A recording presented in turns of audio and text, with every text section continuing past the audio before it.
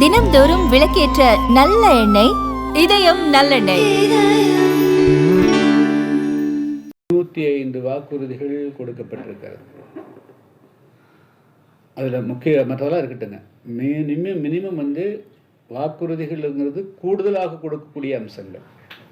அடிப்படை குடிநீர் ரொம்ப முக்கியம். மின்சாரம் 2வது முக்கியம். 3வது சுகாதாரம் எல்லாருக்கும் கழிப்பிட வசதிகள் செஞ்சு கொடுக்கணும். இதே இந்த அரசு நிறைவேற்றலை. அடுத்தது வாழ்விடங்கள். வீட்டுமனை 4 கேட்டால் 4 லட்சம் 5 லட்சம் 10 லட்சம் கொடுத்ததாக தகவல்கள் வருகின்றன. ஆனால் யதார்த்தத்தில் ஒரு 10 பேருக்கும் கூட கொடுக்கல அப்படிங்கிறதான் இருக்குது. ஸோ இந்த அரசு தங்களுடைய சாதனைகளாக சொல்லிக்கொள்வதற்கும் நடைமுறைக்கும் எந்த தொடர்பும் இல்லைங்க. ஸோ அதனால் வாக்குறுதிகள் அப்புறம் இருக்கட்டும். ஆனால் அடிப்படையாக ஒரு அரசு மினிமம் குறைந்தபட்சம் செய்ய வேண்டியதவே செய்யலையே, அதுதான பிரச்சனையாக இருக்குது. அந்த முகாம்கள் இருக்கிற அதிகாரிகளுடைய நேரங்காலத்தை வேஸ்ட் பண்ணுற மாதிரி தெரியுங்க. ஏற்கனவே ஒவ்வொரு திங்கட்களையும் மாவட்ட ஆட்சியர்கள் தொடர்ந்து மழை விடாது மழை பெய்தாலும் கூட அந்த மனுக்கள் பெறக்கூடிய நிகழ்ச்சி மட்டும் நடைபெற்று கொண்டே இருக்கும். கொரோனா காலத்தில் மட்டும்தான் அது நடைபெறல. அப்போது இத்தனை ஆண்டு காலம் திங்கட்கிழமை ஏதோ ஒரு மனுக்கள் பெற்று தீர்க்க முடியல. 4 ஆண்டு காலம் ஒவ்வொரு மாவட்டத்திற்கும் ஒரு அமைச்சர் இருக்கிறார்கள். அமைச்சர் இல்லாத மாவட்டத்துக்கு தனியாக ஒரு அமைச்சரை போட்டு நீங்கள் பண்ணுறீங்க. அப்போ இது நான் 4 ஆண்டு காலம் என்னதான் செய்தீர்கள்? உங்கள் அரசு என்னதான் செய்து கொண்டிருந்தது? அப்படி என்று சொன்னால் 4 ஆண்டு காலம் உங்களுடைய அரசு தோல்வியுற்று விட்டது.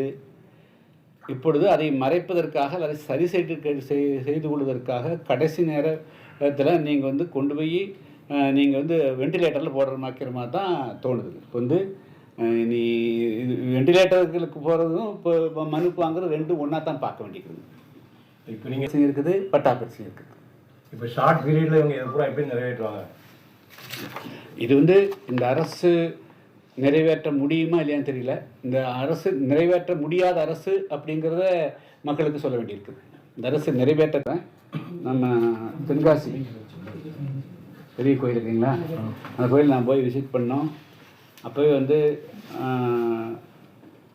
அந்த குடமுழுக்கு நடத்துவதற்கு முன்பாக பல வேலைகள் அரைகுறையாக இருக்கிறதாக சொல்லியிருந்தோம்.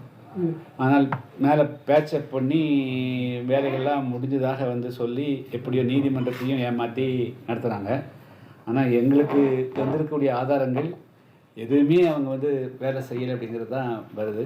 நான் மீண்டும் 12ஆம் தேதி அன்னைக்கு அடுத்த சீட்டு பிரயாண நிகழ்ச்சி தொடங்குது. 12ஆம் தேதி கோயிலுக்கு போய் நான் விசிட் பண்ணுவேன். 2024ஆம் ஆண்டு நாடாளுமன்ற தேர்தலில் அதிமுக கூட்டணியில் புதிய தமிழகம் கட்சி இடம்பெற்றிருந்தது. அதில் தேமுதிக இருந்தது, எஸ்டிபிஐ இருந்தது. எஸ்டிபிஐ இம்மீடியட்டாக வெளியே போயிட்டாங்க.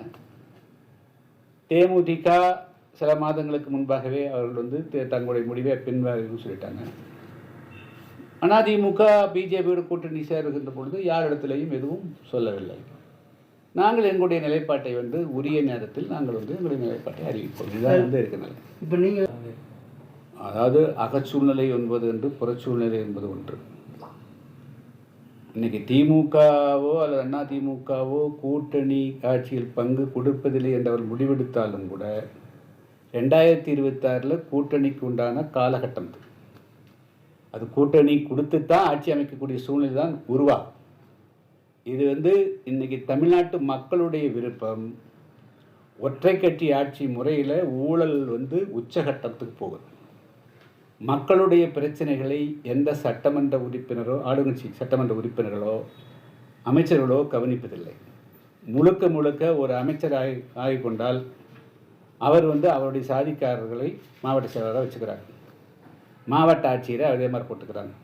தலையாரி முதல் கரெக்டாக அவங்களுக்கு சாதகமானவர்கள் வச்சுக்கிறாங்க. அங்கே சாதி ஆட்சி தான் நடக்கிறது தவிர மக்கள் ஆட்சி நடக்கிறதில்ல. அதனால் எல்லா மக்களுமே, அனைத்து தரப்பு மக்களுமே இந்த மாதிரி இந்த ஒற்றை கட்சி ஆட்சி முறைக்கு திமுகவோ அதிமுக ஆட்சியை மக்கள் அந்த ஒற்றை கட்சி ஆட்சிக்கு விருப்பம் இல்லை, அதை ஏற்றுக்கொள்ள தயாராக. 2026 தமிழ்நாட்டுடைய அரசியல் களம் மக்கள் வந்து கூட்டணி ஆட்சி தான் விரும்புகிறார்கள். அதுதான் புதிய தமிழ் கட்சியினுடைய நிலைப்பாடு. இது எந்தெந்த கட்சியெல்லாம் கூட்டணி இருந்து ஒத்துக்கும் அப்படிங்கிறது அது வந்து எல்லாரும் ஒத்துக்கொள்ளக்கூடிய சூழ்நிலைகள் உருவாகும். ஏன்னா யாருக்கும் தனிப்பட்ட முறையில் அதெல்லாம் யாரும் வெற்றி பெற முடியாது. இந்த கூட்டணி ஆட்சி கொடுக்க மாட்டேன்னு சொன்னாலே அவங்க தேர்ந்தெடுக்கிறதே போக முடியாது. இதுதான் நிலைமை. மக்கள் அவுட்ரேட்டை ரிஜெக்ட் பண்ணுறாங்க. ஃபர்ஸ்ட் ரவுண்ட்லேயே அவுட் பண்ணிடுவாங்க. முதல் ரவுண்ட்லேயே அப்போ இவங்க வேண்டாம்னு முடிவு எடுத்துருவாங்க. யார் வெளிப்படையாக சொல்கிறாங்களோ அவர்கள் மட்டுமே ஏற்றுக்கொள்ளப்படக்கூடிய கூட்டணியாக இருக்க முடியும், வெற்றி கூட்டணியாக இருக்க முடியும். இதுதான் களம். சுற்றுலா போயிட்டு விட்டுங்க. ஜெர்மனி, பிரான்ஸு, ஜப்பான் போன்ற நாட்கள் அவருடைய சுற்றுலா வெற்றி பெற வாழ்த்துக்கள். விடை கிடைச்சா நல்லது தானுங்க. விடை கிடைச்சால் ரொம்ப நல்லது. விடை கிடைக்கலாம் தான் கஷ்டம். விடை கிடைக்கட்டும். விடை கிடைக்க எப்பவுமே விடை கிடைச்சா நல்லது தானே. நிறைய பேர் பாதிக்கப்பட ஒரு சூழ்நிலை இருக்கு. இது எப்படி பாக்குறீங்க? ஆசிரியர் பாதிக்கப்படக்கூடாதுன்னா நல்லா பயிற்சி எடுக்கணும், நல்லா படிக்கணும், ஆச்சுங்களா, அப்டேட்ல இருக்கணும். அதெல்லாம் வந்து அதாவது அரசு பள்ளி மேல இருக்கக்கூடிய மதிப்பு எப்போ குறையுதுன்னா ஆசிரியருடைய தரத்தை வச்சு தான் குறையுது. ஆச்சா, அதனால் வந்து ஆசிரியர்கள் வந்து இதில் சலுகைகள் தேட யாரும் முயற்சி செய்யக்கூடாது. அது எஸ்சி, பிசி, எம்பிசி யாருமே அது வந்து முயற்சி செய்யக்கூடாது. தங்களுடைய தகுதியை, தங்களுடைய எபிலிட்டியை, தங்களுடைய கற்பிக்கும் திறனை இன்றைக்கி வந்து 2022க்கு நம்ம தயார் பண்ணுறோம். 22ஆம் நூற்றாண்டு தயார் பண்ணுறோம்.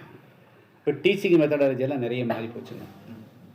அந்த காலத்து மாதிரி வந்து புத்தகத்தை எடுத்து சாக்பீஸ் எடுத்து எழுதி போட்டு போகிறது கிடையாது. இன்றைக்கி வந்து ஃபெசிலிட்டேட்டர்ஸ் ஆசிரியர்கள்ங்கிறது அவங்க தூண்டுகோலாக இருக்கணும்.